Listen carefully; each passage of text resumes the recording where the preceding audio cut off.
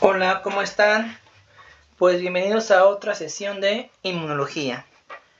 Antes de iniciar de manera más concreta lo que es la respuesta inmune innata, recordemos lo que hemos visto a lo largo de estas sesiones. En la primera sesión vimos las células de respuesta inmune, tanto innata como adaptativa, recordando cosas que hay que recordar todo el tiempo. Las APCs. ¿Qué son las APCs? Las células presentadoras de antígenos profesionales. ¿Cuáles son? El macrófago, la dendrítica y el linfo B. Dos de estas son parte de la respuesta inmune innata, la dendrítica y el macrófago, que son las que sirven como puente de comunicación entre la respuesta inmune innata y adaptativa. ¿Y cómo es que hacen esto? Recuerden que estas células van a captar, van a fagocitar al patógeno, lo van a procesar, o sea, lo van a partir en pequeños segmentos llamados epítopos y van a presentar un epítopo, que es un segmento de antígeno, a una célula, a un linfo T o B. Recordemos que una de las funciones especiales de la dendrítica, que es la única APC profesional que es capaz de estimular a las células T vírgenes o inmaduras, ¿ok? O inocentes también. ¿Ok? Bueno, entonces vamos a iniciar ahora sí con lo que es la respuesta inmune innata.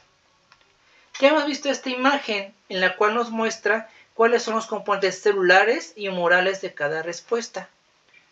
La respuesta inmune innata está compuesta por los granulocitos o los polimorfonucleares. ¿Cuáles son? Recordemos que es el neutrófilo, basófilo, eosinófilo y el mastocito. ¿Ok? También tenemos al macrófago, a la dendrítica, a las NKs y también hablábamos de las ILCs, que son las series de células linfoides innatas, cuya diferencia es que no tienen TCR, pero al igual tienen la capacidad de responder a través de varias citocinas. Esas son las células que componen la respuesta inmune innata. Del otro lado tenemos la adaptativa. ¿Y cuál es el componente celular? Los linfos B y los linfos T. En un inicio hablábamos también del componente humoral. El componente humoral significa todas aquellas proteínas que están en la fase líquida del cuerpo. En la sangre es el plasma y en los tejidos es el líquido intersticial, que es el líquido que centra las células. Cuando hablamos de respuesta inmune innata, hablamos que están los péptidos antimicrobianos y las proteínas del sistema de complemento, que más adelante hablaremos de ellas, que aquí están ilustradas. ¿Y cuál es el componente humoral de la respuesta inmune adaptativa? Son los anticuerpos, ¿ok? Los anticuerpos o inmunoglobulinas, el componente humoral de la respuesta inmune adaptativa. Recordemos también cómo se llama la célula, la única célula que es capaz de producir los anticuerpos. La célula plasmática. Por favor, recuerden eso. Bueno, esta respuesta inmune innata es la primera línea de defensa y es altamente eficiente, tanto así que es capaz de contener más o menos el 80% de las infecciones que nos atacan a diario o las cuales estamos expuestos a diario. Tiene una alta eficiencia. Ok. ¿Qué otros componentes tenemos de la respuesta inmune innata? Tenemos barreras físicas. La barrera física más evidente que tenemos es la piel. ¿Ok? También tenemos el tejido mucoso. También eso es una barrera física, que es la más evidente que tenemos. En esas barreras físicas, en muchas de ellas tenemos barreras químicas y también microbiológicas, que es un conjunto de bacterias, de las cuales iremos hablando poco a poco. También tenemos varios sistemas que ya hemos platicado, como es la fagocitosis. ¿Qué es la fagocitosis? Es que el fagocito, el macrófago, aquí una pausa.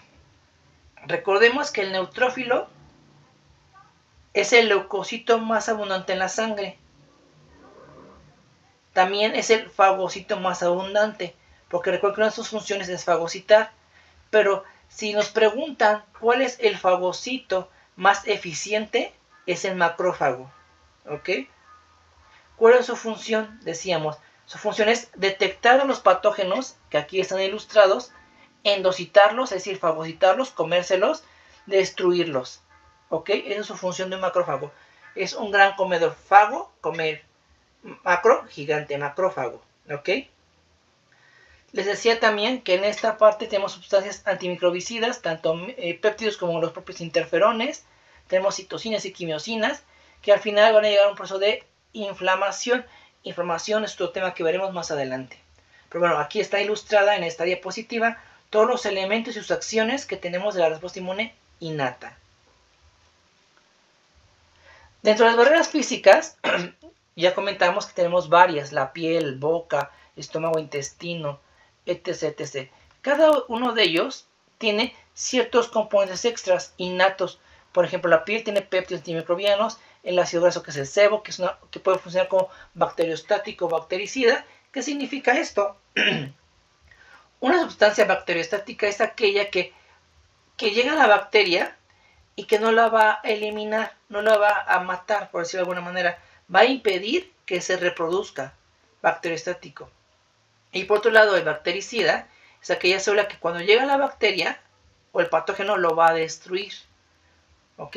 Tenemos otros elementos también.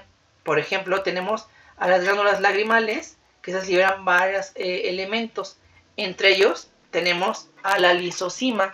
La lisozima es un integrante de una gran lista de proteínas y péptidos antimicrobianos que son parte de la respuesta inmune innata. Por ejemplo, la lisozima, como decíamos, es parte de la secreción de las lágrimas, y esta lisozima tiene la capacidad de destruir varias bacterias.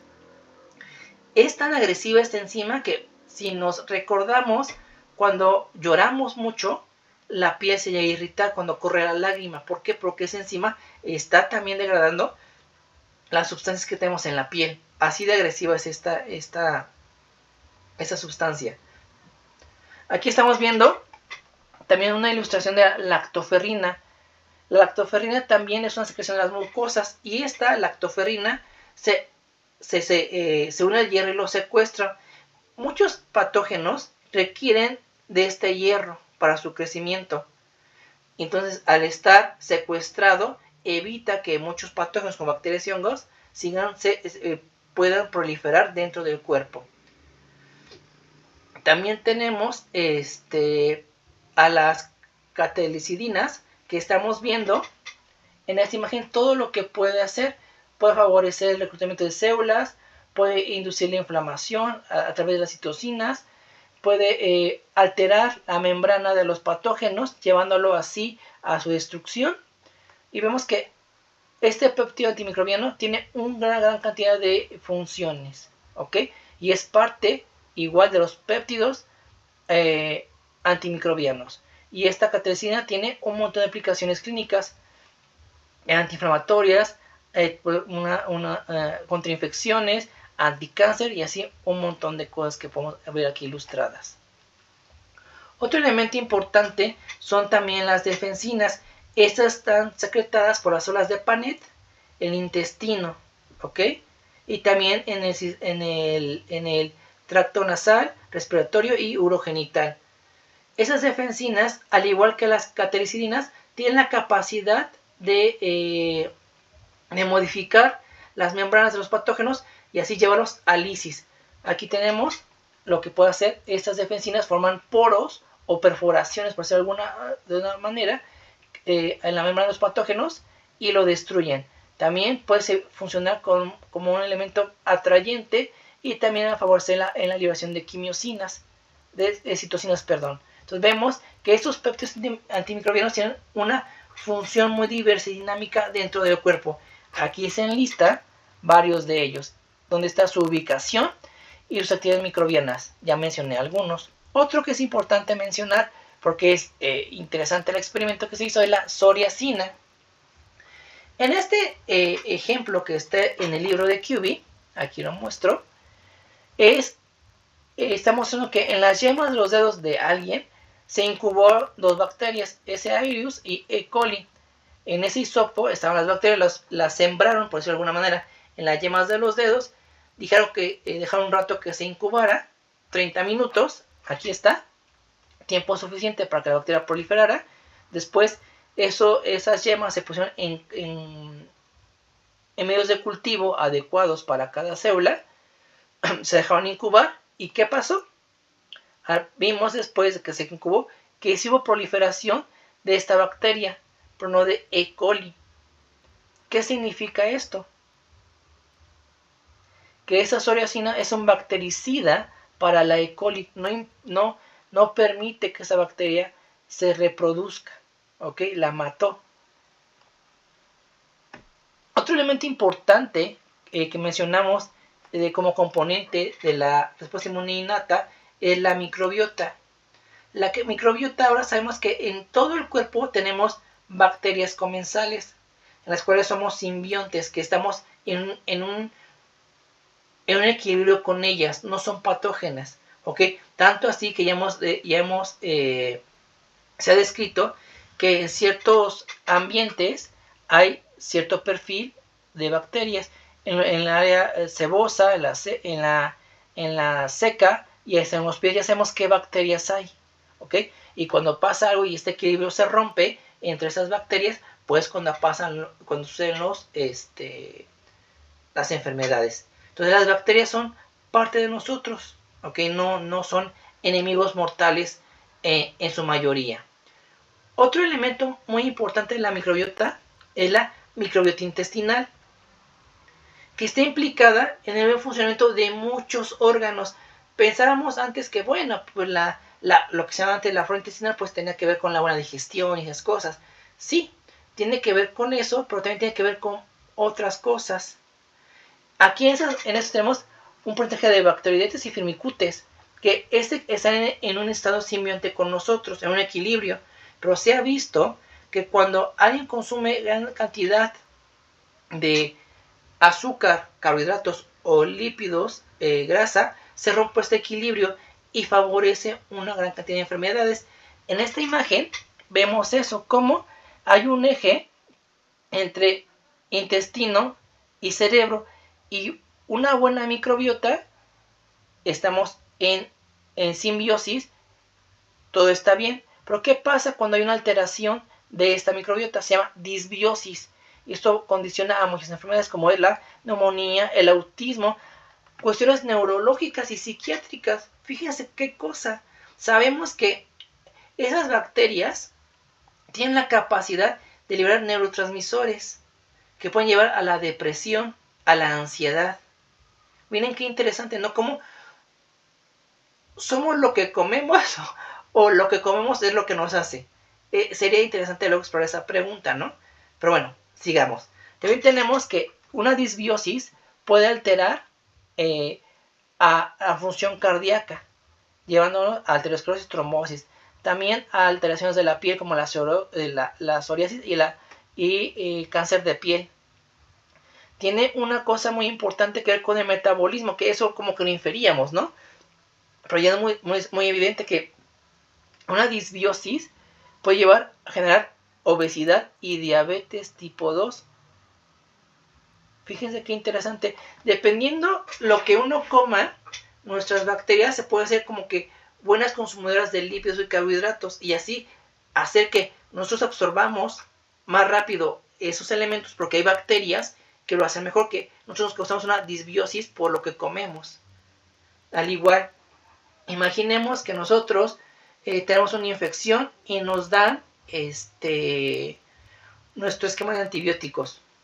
Y después, ¿cuántos médicos nos han mandado después de una dosis de antibióticos el tratamiento?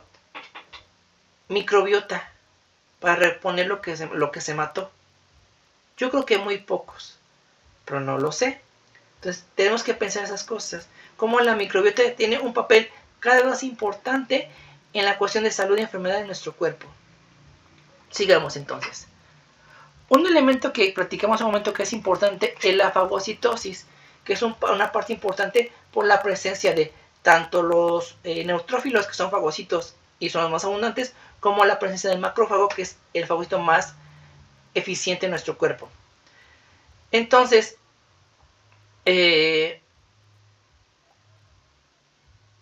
¿Qué es la fagocitosis? Fagos es comer, citos, célula. Entonces, un fagocito es la célula que come. Y es lo que estamos viendo aquí. ¿Cuáles son los pasos de esta fagocitosis? Primero, el patógeno es reconocido. Uno, reconocimiento. Después es ingerido. ¿Ok? Luego es digerido. Vamos a ver después cuáles son los dos elementos, las dos vías que tenemos para digerir los patógenos. Pero primero es la reconocimiento, ingestión, digestión y excreción. Son los 4 fases de la fagocitosis. Y miren, vamos a poner un videito. En este video podemos observar el proceso de fagocitosis, una forma de defensa del sistema inmunitario. Está persiguiendo, un macrófago, un tipo de glóbulo blanco, detecta y persigue a una bacteria invasora. Cuando se acerca lo suficiente, el macrófago extiende sus pseudópodos y envuelve a la bacteria, formando una vesícula llamada fagosoma. ¿Qué le estará? Luego, el fagosoma se fusiona con un lisosoma, una organela que contiene enzimas digestivas. Es una molécula Estas enzimas degradan a la bacteria y la eliminan del organismo. Las quimiosinas favorecen que ese macrófago vaya tras la bacteria. Fíjense, lo está persiguiendo. Claramente, eso es un video que está acelerado. Veamos la siguiente imagen. Aquí estamos viendo igual esas partículas verdes. Al igual, tienen ciertos elementos, ciertos ligandos que van a responder a los receptores de los macrófagos, y lo cual favorece su movimiento. ¿Para qué? Para que endocite, es decir, fagocite a esas partículas. Interesante. Ahora, vamos a ver de un elemento muy importante de la respuesta inmune innata, que son los PAMs. ¿Qué son los PAMs? Son los patrones moleculares asociados a patógenos. ¿Qué significa esto? Es una secuencia de moléculas que son exclusivas de los patógenos. Un patrón es algo que se repite. Un patrón molecular es un patrón molecular que se repite ¿en quién? En los patógenos. Por eso es patrón molecular asociado a patógenos. ¿Ok? Son las secuencias que solamente están en los patógenos.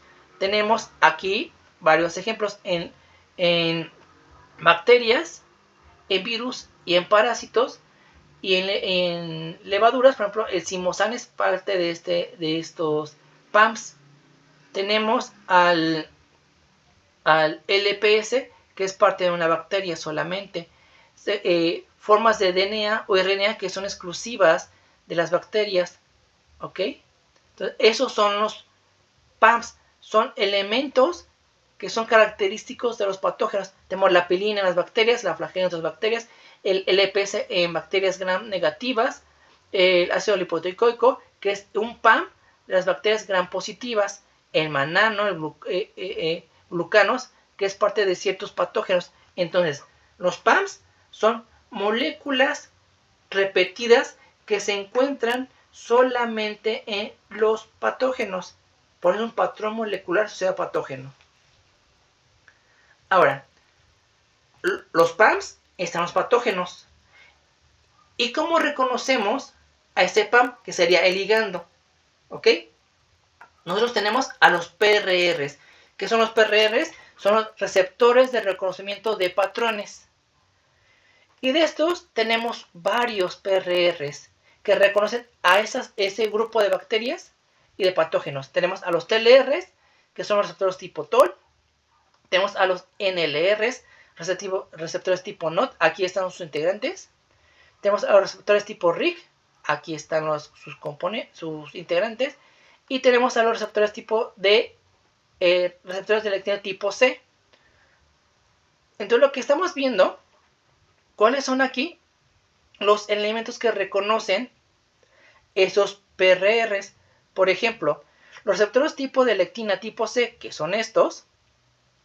Aquí hay un ejemplo de estos, que es por ejemplo la dectina, receptor de manosa, son parte de hongos y de bacterias.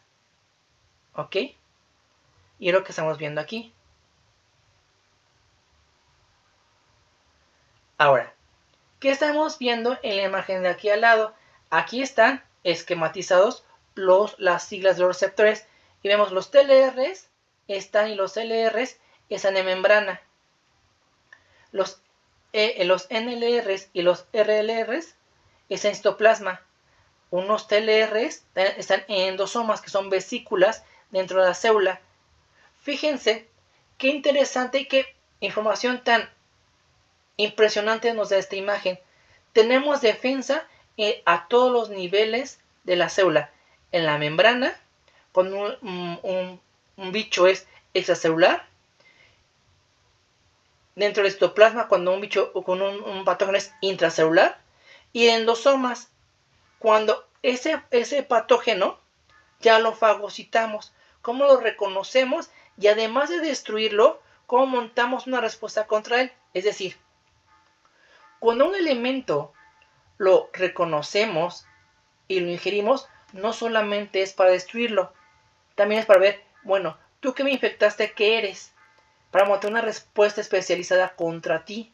Fíjense qué tan minuciosa es la respuesta inmune. Esos TLR son capaces de distinguir entre RNA y DNA viral, para así montar una respuesta específica contra ellos.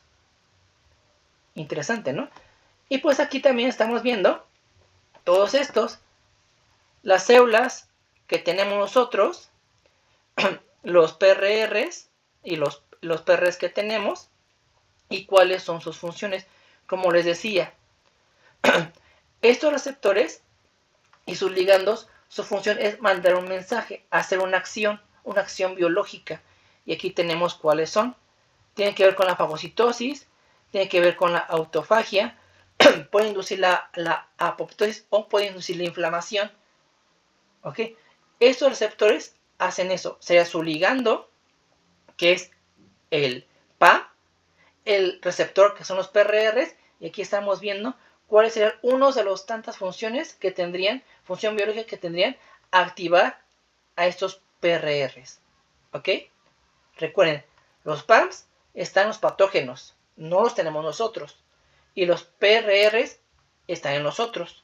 Tanto así que cuando son estimulados por los PAMs, dan una respuesta biológica que puede ser aquí ejemplificada. Y pues bueno, hasta aquí dejamos la clase de hoy, la charla de hoy, para que vayamos procesando toda la información poco a poco y con la ayuda de este cuestionario que siempre les dejo. Bueno, hasta luego, nos vemos después, platicamos después.